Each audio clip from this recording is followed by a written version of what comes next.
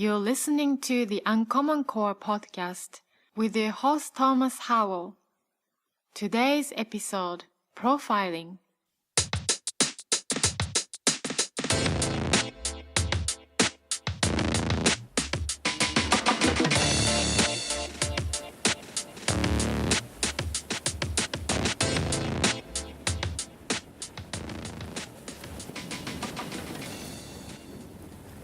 When I was about 5 or 6, I remember being in a big place, a convention hall or something like that.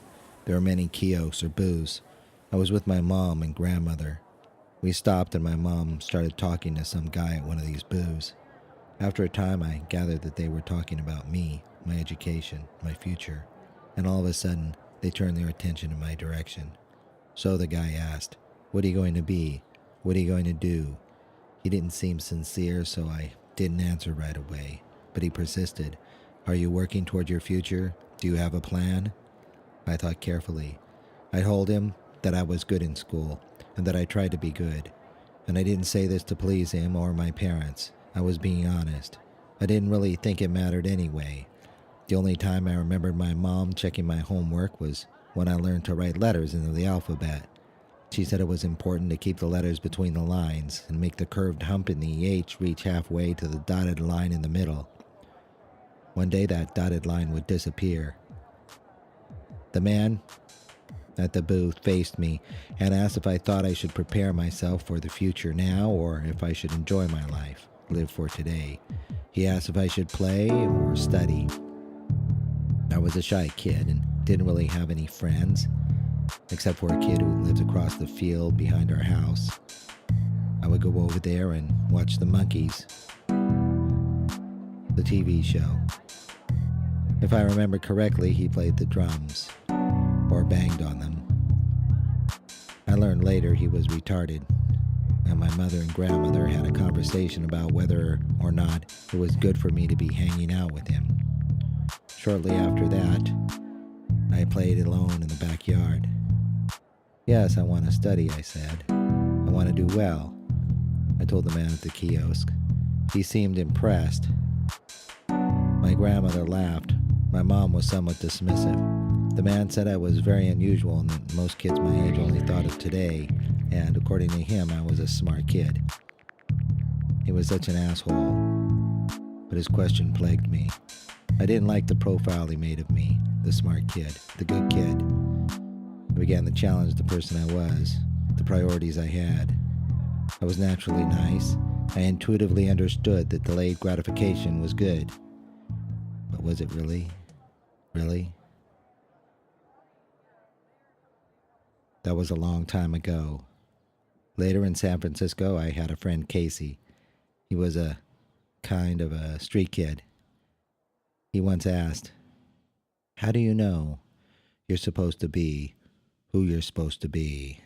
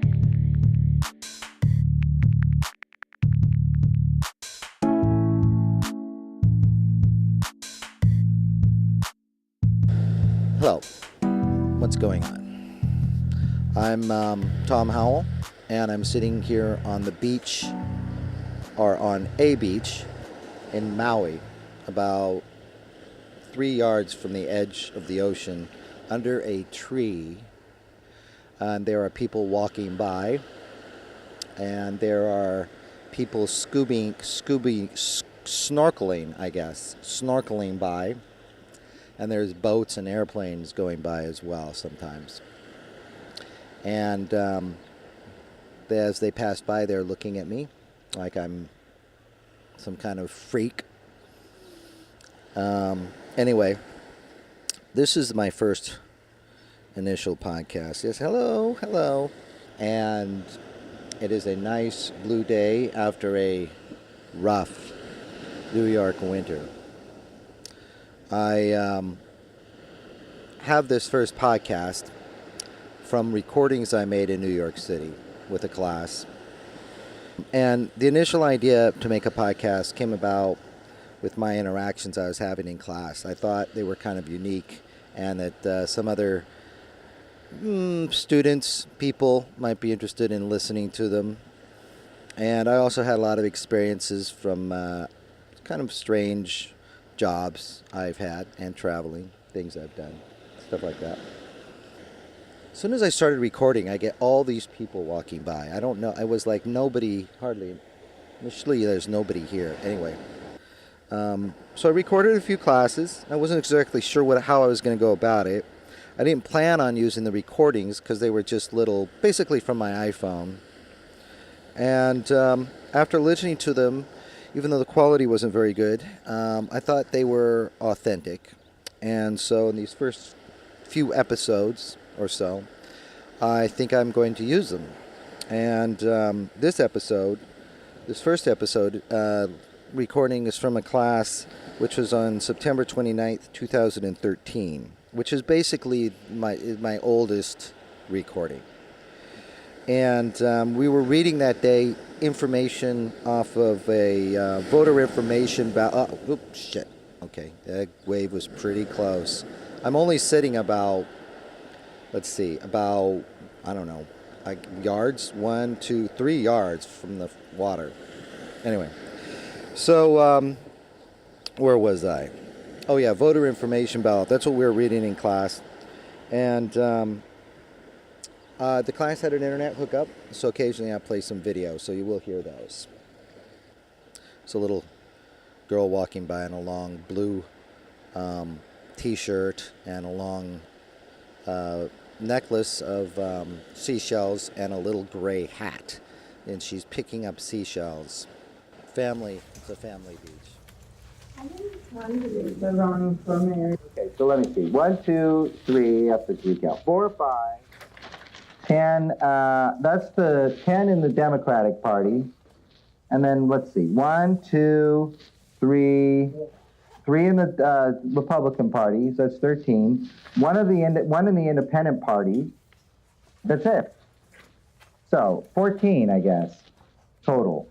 14 different mayors. And, you have to meet you have to have a certain number of people on a petition to get on the ballot usually. And then they get what they call matching funds. You have to meet other qualifications, and they research you. And like John Liu, the comptroller, ironically didn't pass, like I've talked about that before, he didn't get the matching funds. But you could still run. So anybody could run. They used to have crazy people run for mayor in San Francisco. They'd have 2 or 3, just crazy people. Like here every now and then they will too.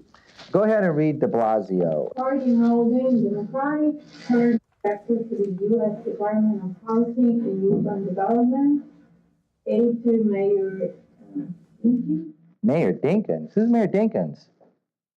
Wasn't he like the mayor of Oz or something like that? The Munchkins?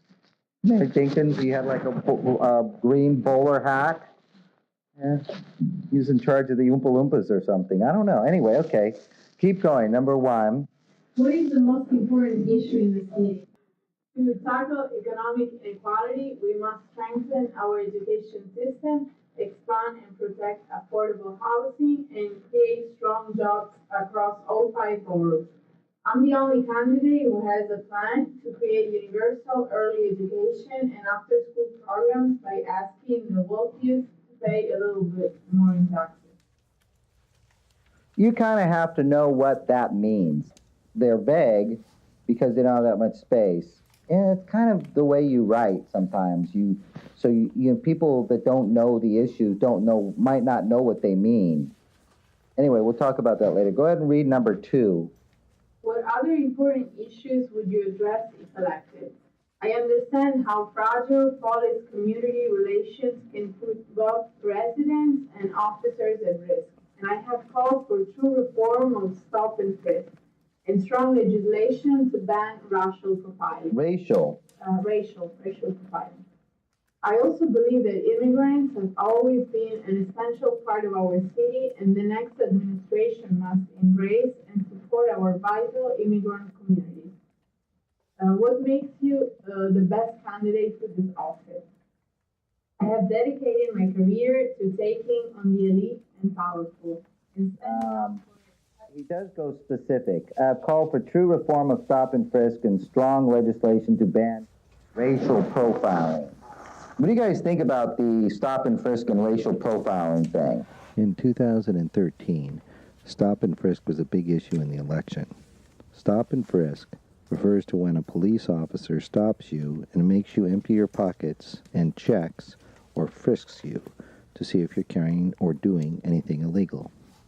In November of 2013, Bill de Blasio was elected and appointed a new police commissioner, Bill Bratton, from Los Angeles. But stop and frisk continued. When asked about stop and frisk, the students believe the police officer only stopped certain people because of their race. Because they're black? That's why they stopped me. I was stopped like 4 times. Yeah. Huh? I was stopped In Manhattan over by Bowery? Lower East Side. Yeah. What do they do at this stuff? They ask you for an ID and Yeah. They say, empty your pockets. Let me look in your bag. I think two of the three times I had my bag with me. It was a while back. They run checks on you. They take your ID. They give you they're a little smart ass to you. They can't get by without saying some wise crack. I guess they have to amuse themselves somehow. But the problem is, you can't wise crack back. So it's a little unfair and annoying. But, and it is. The whole thing is annoying. But it's not that bad to me, of course. But I was only stopped a few times. I mean, they ran my check. They said, "Oh, you got a California driver's license, huh?" And I'm like, yeah. Well, where are you living? I keep thinking, give them a fake address. Tell them you're here visiting, But I didn't. I gave them my real address. I don't think it would have mattered. I mean, really. How would they know? But I gave them my real address, and I'm thinking, that was stupid. Now they know where I live. I should have told them California. But I didn't. And I said, no. And they said, how long you been living here? And I said, 3 years. And they said, how come you still live in New York? You don't have a New York driver's license. And I said, well, to get a new driver's license, you have to go get an extra ID, and I don't have a Social Security card, and I have to go all the way down there. He says, you're lazy, that's why. Just say you're lazy. They just give you a hard time. So I said, yeah, right, fine. Yeah, I'm lazy. So I had to wait for them to run a check and all this stuff. And they wrote down, a little ticket thing and got all the information. They checked through all my stuff. What are you doing out here? The reason they pulled me over was 2 things. I don't know if I told this story before, but I was walking and I was and the cop was there. And you're always paranoid when there's a cop, right? Because there's if there's a cop right next to you, you don't want to act like you're bothered by it. You don't want to look in and say, hi. So you're kind of feeling a little insecure about it, right? So I'm walking and they're driving slowly, right? So I'm thinking, are they following me? And so I kind of look over at them and I try not to make any eye contact. And then there's a one-way street. So I said, this is annoying. So I walk down the one-way street. And because thinking that, they're not going to go down a one-way street. But of course I'm wrong. Of course the cops can go to anywhere they want. So they pulled down a one-way street. And I said, you know why we pulled you over? I mean, they did it several times, but they asked me each time. And at this time they said, no, I don't know why you pulled me over. I could have said because I'm black. I should have said that. But they said, because you tried to avoid us. You went down that one-way street to try to avoid us. And so that's what they would write on the thing, They have to have like a reason. The second time they said I was in an area where their cars had been stolen. I said, whatever. I don't know, maybe I look suspicious when I'm out hunting, when I'm out walking around. So, Yeah, I like the way how they stop somebody. It looks suspicious. So they stop him. Yeah, I don't know, what are you supposed to do? Are you Supposed to make eye contact with him and then say hi? What are you supposed to do? You feel awkward then. Then it's even weirder. My point was, what I was about to say was that if you were living in the neighborhood and you were like a black guy or a Hispanic guy or whatever, and you got stopped like every other day or every third or fourth day, I could see that where that would be different and that would be annoying. You know what I mean? So you have to kind of take it in context. But I've been stopped a lot of places. I was stopped in Sacramento and San Francisco. I was stopped several times in Bangkok, and I mean, I get stopped everywhere. It's just maybe I just look suspicious, This thing about profiling, racial profiling, do you think that's a good idea, profiling? It's a very political issue right now. I don't understand racial profiling. Whenever we put in something, people ask us, they will ask you. I'm going to interject something here. It's not so evident in this recording. The student says that he doesn't know about profiling, but when he fills out something, even for school, they will ask about your race. He thinks this is profiling. And in our class conversation, he thinks it's to keep people out. He doesn't understand or believe my explanation that it has to do with data. Oh, they always ask you what your race is. Yeah, I think that's for data stuff because I think the government wants to make sure that you're not just, because there is affirmative action and stuff like that. I don't know if it has to do with affirmative action, that specific question, but they do keep track of what ethnicities are going where. And it may not be for a bad thing, it may be a good thing. Like affirmative action, they want to make sure that, a good number of mixture of people are applying to the schools. I mean, generally speaking. So it may be for that reason. Also, like at a job, they ask you also. So they may be monitored or by somebody to make sure that they're not just getting applications from certain people. I think it's just data. You know what I mean? It's how they could look at the data. What is the difference between one? I think it's the same. No, well, this is when they're out there on the street. The police officers are looking at you and trying to figure out, based on the way you dress and the way you walk, what kind of a person you are. You know what I mean? And that's called profiling. You understand what that is? You think that's, we'll talk about it for a moment. Do you think that's good or bad? It's bad? You shouldn't do it. You shouldn't profile? They shouldn't do stop and frisk. Oh, stop and frisk. Okay, so you think it's going a little bit too far. What about profiling, though? I think it might be tricky for the police and politicians, but like if you guys are out on the street, do you profile people that you look at? I think you do. I think everybody has to profile. Animals do it. Animals look at other animals. My cockroaches in my apartment look at me and decide whether I'm going to go over and smash them or if I'm going to let them go. They're very smart cockroaches here in New York. And the frogs, like I mentioned this before, I think, maybe not, maybe it was another class, but the frogs try to be look like poisonous frogs, so they'll be left alone. It happens in nature, right? The animals look for the weaker-looking gazelle or wildebeest to go after. I can get that guy. So I think profiling is part of our nature. And you guys that don't know New York City, or you don't know America. All you have is your instinct of profiling, I think, to judge what to do. You know what I mean? I think the problem with profiling is that people are wrong about their profile. So in my opinion, I don't think they should stop profiling. I think they should just get better at it.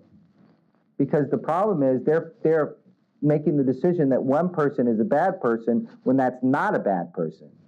That might be a problem, but that means they need to be better at their profiling, not they just shouldn't profile at all. Because to say don't profile any black people, or don't profile any white people, or don't profile based on only the race is probably not a good idea. But you can use that as a factor. I don't think to say don't use it as a factor would not be a good idea. And I think we all do it. You know what I mean? One of the problems, though, with the little Trayvon Martin, he saw the black kid in the wrong neighborhood. But if he looked at Trayvon Martin and his Skittles a little bit more closely, I think he'd still be alive. The stop and frisk will probably be out.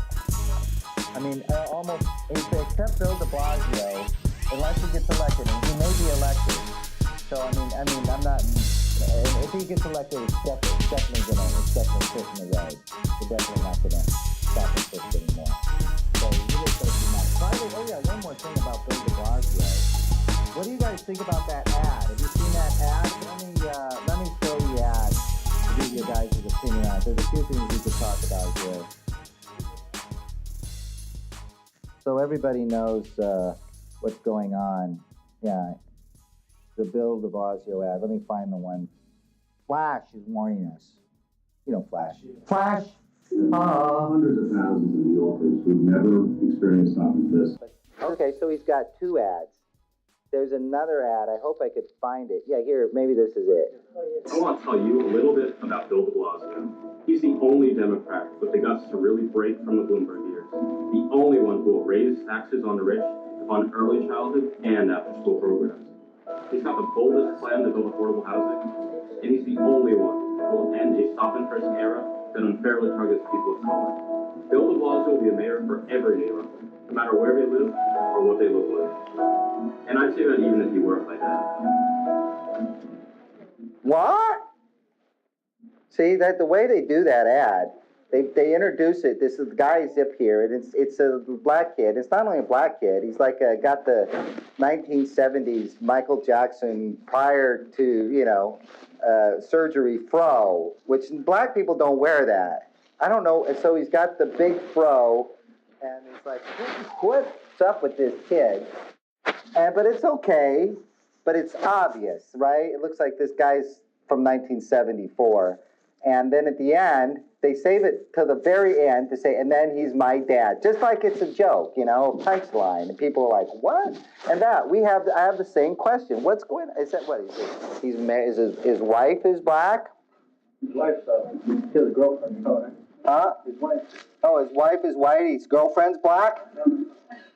His wife, right? He's not married to her. Oh, so it is his girlfriend. He had a kid with her. Who? The lady on the commercial. Right. That's not his wife? She has a girlfriend also. She's lesbian. And what about and he's married? Oh, he's not married, but he just has a girlfriend who's a lesbian, who's black, that he could use for his mayoral campaign.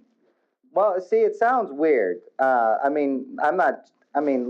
I'm from San Francisco. I feel, and I don't worry about people. But the thing is, it seems to me that, he's a politician and he's got a black girlfriend and he has a black son that he's raising, and he's going to use those in his political ad. It just seems a little manipulative to me. It helped him, right? Yeah, I mean, it seems like, hey, I like this girl. I could use her for my campaign for mayor, but I mean, if he was in love with her, it was a sincere relationship, he might be thinking in the back of his mind, this is not bad for my career either, but putting him out in front seems a little insincere. I mean, people are going to find out that he's got a black son and a black daughter. Why not keep it in the background and just, people will say, oh, well, that's interesting, so he's pretty open-minded. and they'll find out on their own. I think it's much more convincing than sticking in everybody's face. And what's up with this fro? I would have a talk with that kid. You have to understand something. When you work in marketing, advertisement, Yeah. well, you have to project, because he could be black, right? It won't reach out to the people you're looking for. He's trying to reach out to the black voters. Well, that's what we're saying. Yeah. But when you see the fro, you know, you can relate to the fro to one group of people. What is it, Shaft? Or Michael Jackson from the 70s? But black people don't really wear it. They are starting to wear it. It is becoming fashionable, but it's not quite there yet. White also. Right? Yeah. So, you know, the kid won't be as dark compared, you know. Yeah, I know what you're saying, but I don't know if that's a very good choice. I mean, because most black people don't wear afros. It's like what a white guy who's absolutely clueless might think. It's like a really, really bad marketing team might think of that. Yeah, but it's like the world's worst market. It's like Andrew Dice Clay's marketing company might think of that. Yeah, I did get your attention, that's for sure, but I don't know if it's in a good way. So, and also his girlfriend is lesbian. Well, maybe in another ad he'll have his girlfriend walking in the park with her lesbian lover. And he could have a monkey too. The dog. Uh-huh. No, I don't know. I mean, he's got Christine Quinn.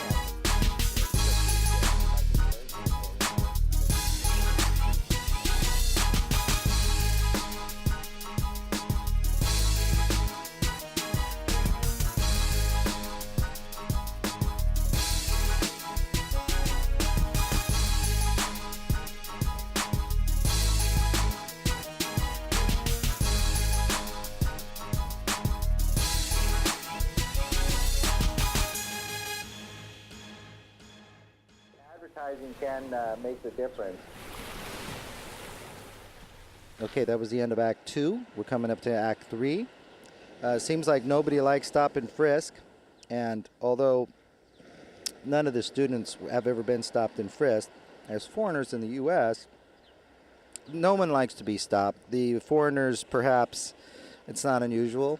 They're in a foreign country after all, and in the U.S. we really pride ourselves by having an open, multicultural society. At least there's the statue out there outside New York, bling out there, advertising this to everybody. Anyway, here in this final act, it's the same thing, same shitty microphone, same classroom, same day, way out there in the past, but, you know, that's like I said.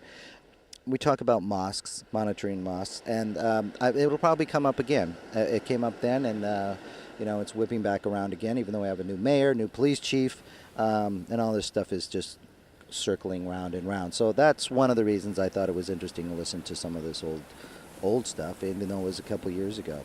Anyway, okay, here we go to the next and final act.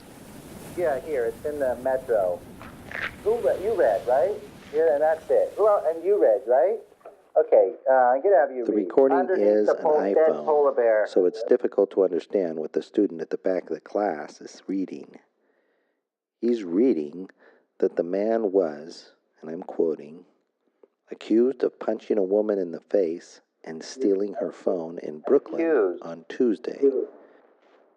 Of punching a woman in the face and stealing her phone, Brooklyn on Tuesday. He took off running, but his low-riding jeans slowed him down. He took off running, but his low-riding jeans slowed him down. He was zigzagging all over the place. He was zigzagging all over the place. But he couldn't run because his pants were falling down.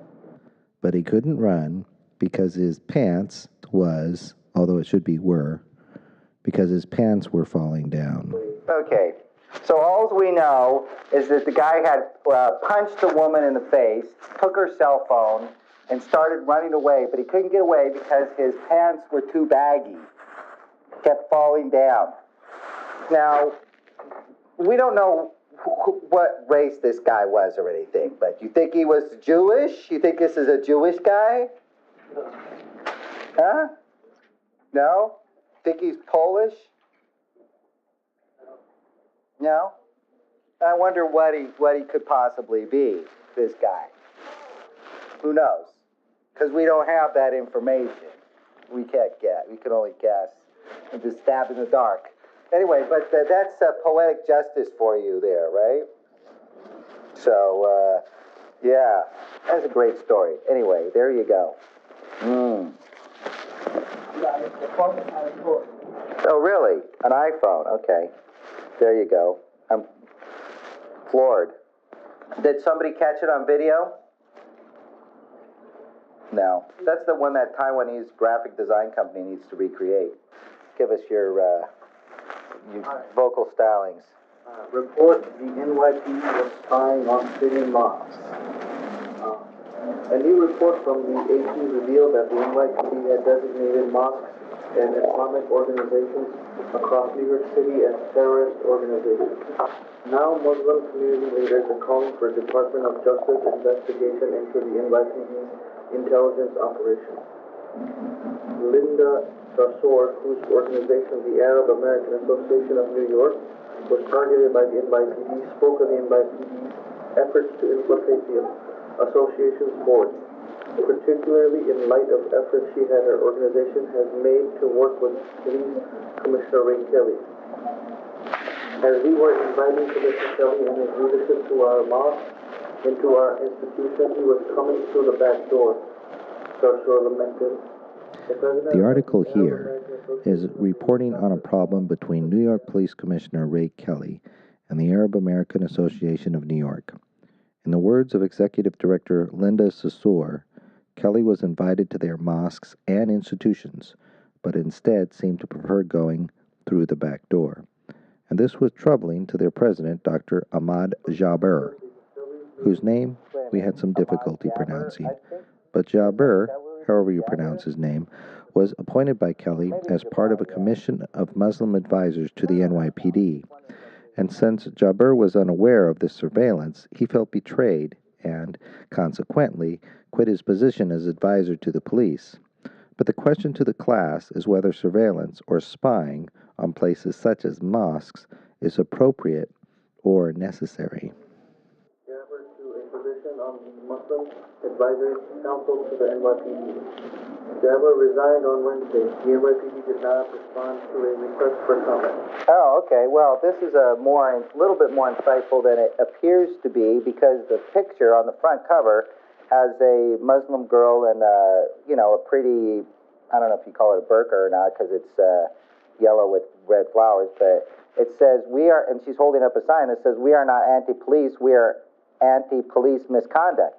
We want a better NYPD," and the heading says the NYPD was spying on city mosque. And it's not so much about spying, it's about the reason this guy resigned, which is interesting. But what do you guys think about, we'll talk about both of the things.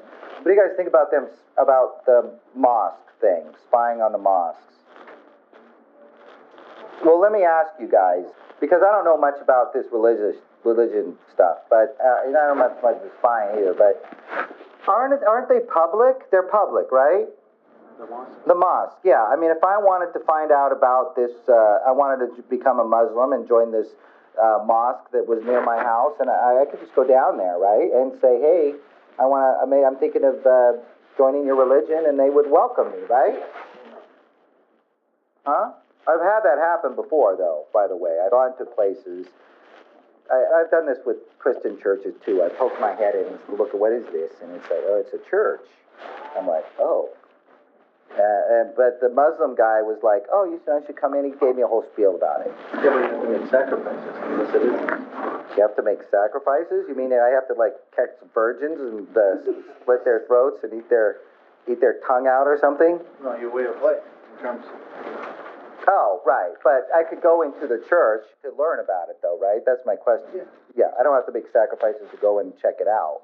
It's just when I join the religion, I'm going to eventually have to make changes in my life. That's what you mean, right? But when you go there, you have to pray a certain way. If you don't know how to pray a certain way, you'll be left out.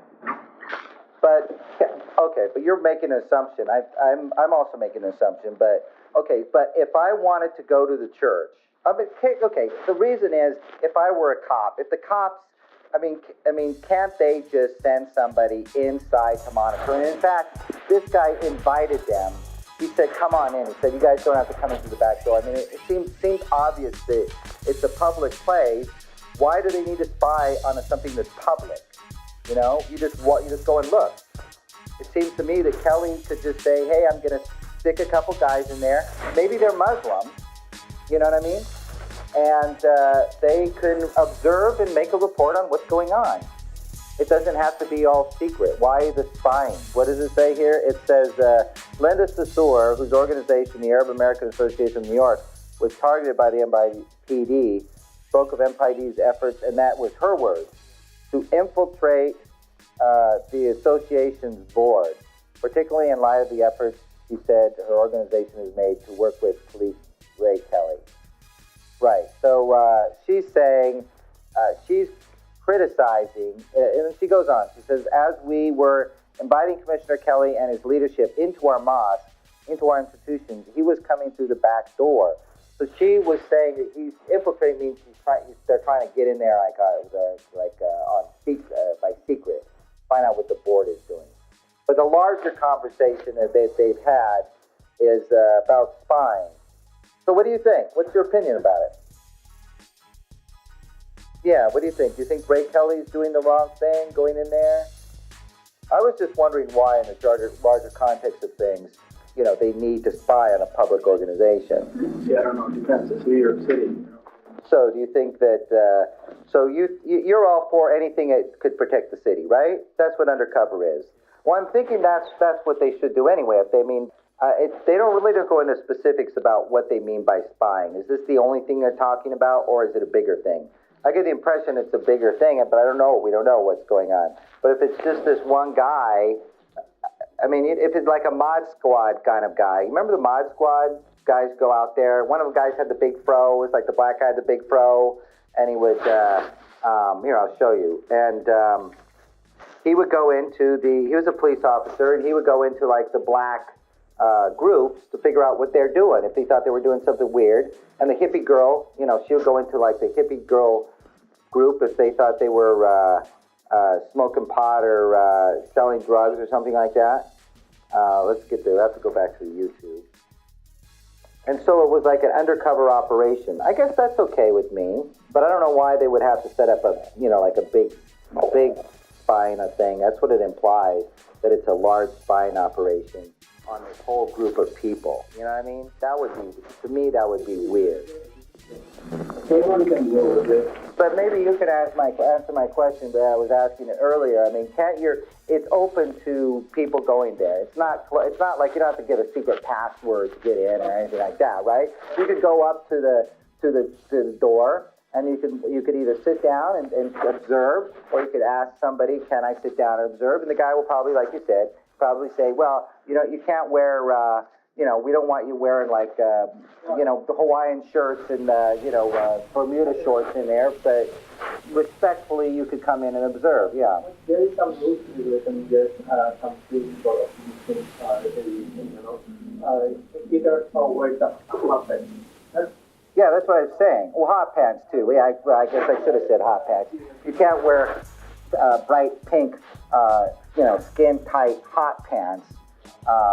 Yeah, of course. You have to wash your hand, mouth, like that. It is right. That's why you have to just follow some rules and go inside the mosque and observe anything. Exactly. That's what I'm saying. You can ask any question. Right. People are allowed to answer all this. That's why it seems odd about if they were like spying on him with a big operation. But like you said, if they had a Mod Squad thing going on, I'm kind of okay with that, because they're digging in for terrorism. But if they have something where they like every day, Charlie and Ted go out there, the big conservative fat guy and the liberal guy, they never get along, but somehow they're a perfect match. But it's sitting out in the car eating, donuts or whatever they do every day, watching them and watching people coming and going and just doing the regular thing. That seems suspicious, because they could just go in and file reports and find out what's going on, So that doesn't seem right. But if it's one of these things that she's upset at, then it seems kind of okay. Yeah, I agree with you for the part. Yeah. Because maybe there's a like a subversive reason, something going on. It's not like they're preaching to the people. We want we want all you guys to go out and make write your rice cookers into bombs or something. You have to know that this is what they're doing inside the bomb. Or the other thing is they are playing over there. So people are taking this. That's right. That's what I'm saying. I mean, it seems to me that they don't need to. Like it's like they're Jane Goodall, looking at the apes. I mean, they're actually, people living in the country, and it seems to me there's Muslim people on the police force that can go and just report on what's going on. It's like whatever, your job, you're Muslim, you're working here, you're a police officer. We know you're a good guy, and your partner or whatever. Why don't you go down there in the mosque and just file reports if you see something suspicious, but do it openly, It seems like so that we understand better what's going on, Yeah. It seems if anybody was doing anything like that, it would be in a back room anyway, right? Not in the mosque. Right. Here you go. This is what I'm talking about. Send one of these guys in there. They need a modern mod squad. They need a Muslim guy, and a black guy and a Spanish guy. See, Michael Cole was the turtleneck wearing sport coat white dude. I think that's Denzel Washington, right? Oh no, Clarence Williams. All right. Yeah. He's got the afro. And there's the hippie girl.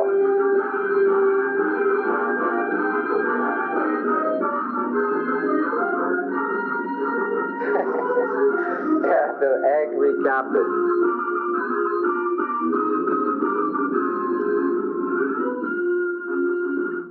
I think they tried to bring this back. Okay, that's it. This has been Uncommon Core Podcast from New York City and a beach in Maui. And next episode is a trip to the museum. Subscribe to the Uncommon Core Podcast on iTunes or anywhere you can find me. Just hit that subscription button, and you could also leave feedback, which I'm not sure how to do that, but I will tell you when I find out. And if you want to just plug around and figure it out. Okay, so check our webpage, though. We have uncommoncorepodcast.com as our webpage. That's uncommoncorepodcast with the word podcast in it.com. Hopefully we'll have a new episode every week, even though I don't know. I will try to do that. We do need some sponsors, some advertisers, some interns, and some help. So if you'd like to help, just let me know through any of these methods of communication. Again, the email for the PayPal, if you want to throw down a few bucks or something, is uncommoncorepodcast@yahoo.com. You could also follow us on Twitter at uncommoncore at UCC Podcast. That is, hello, people walking by. Don't look at me. Where was I? Oh, yes. Twitter, UnCommonCore at UCC Podcast. That is UnCommonCore at UCC Podcast. That's the Twitter account. There's no podcast until the end. UnCommonCore at UCC Podcast. The email I mentioned, the phone number. We have a phone number for a listener line. It is out of San Francisco. It's 415-287-4555. That is 415-287-4555. And I'm Tom Howell, if you haven't guessed it yet. Until next time, be real, stay cool, but don't stay real cool. And I will see you in episode 2.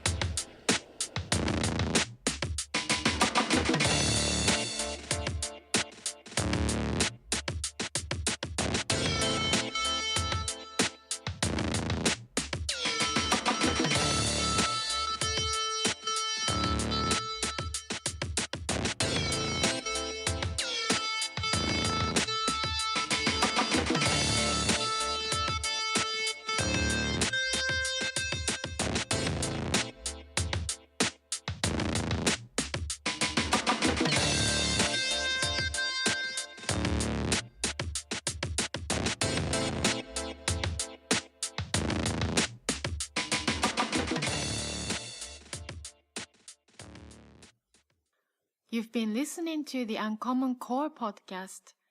with Thomas Howell. I'm Satoko Smith. Thank you for listening.